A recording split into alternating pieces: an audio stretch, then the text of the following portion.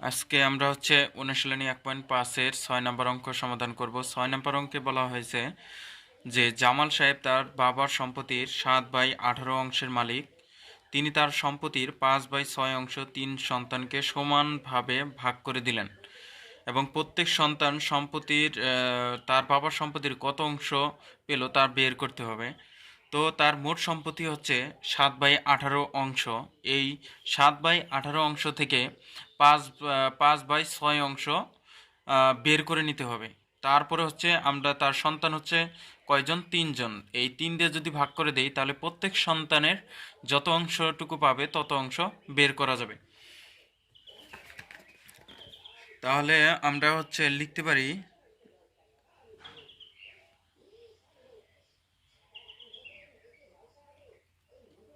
জামাল সাহেব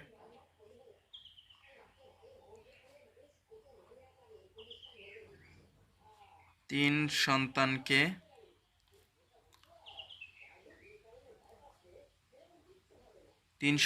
দিলেন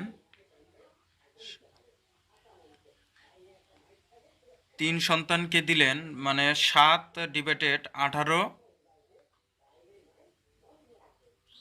এর 5/6 অংশ।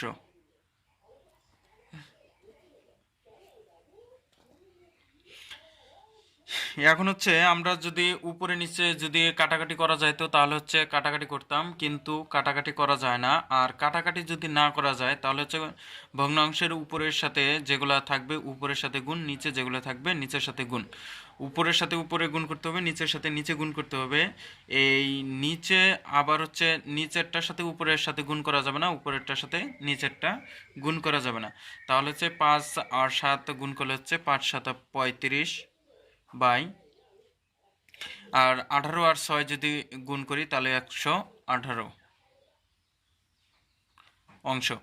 এই অংশটুকু 35/118 অংশটুকু তার 3 সন্তানকে দিছে। এখন প্রত্যেক সন্তানে কত অংশ পেল সেটা বের করব। তাহলে প্রত্যেক সন্তান পেল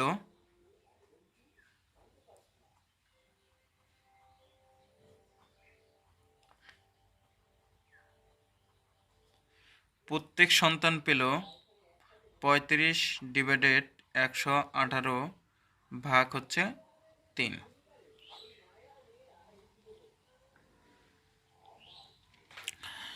এইখানে মনে মনে একটা 1 আছে, এইখানে একটা মনে মনে 1 আছে। তাহলে এখন 108 আর 35/108 ভাগ 3/1।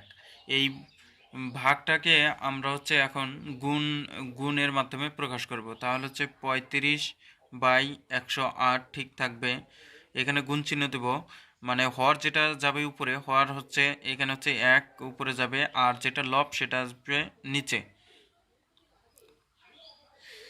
এখন উপরে আর নিচে গুণ করা যায় না, উপরে আর নিচে কোনোভাবেই কাটাকাটি করা যায় না। এখন উপরের সাথে উপরে গুণ, নিচের সাথে নিচের সংখ্যাগুলা গুণ করে দেব। তাহলে 35 আর 1 যদি গুণ করি এখানে 35 হবে, আর 108 আর যদি 3 গুণ করি তাহলে 324।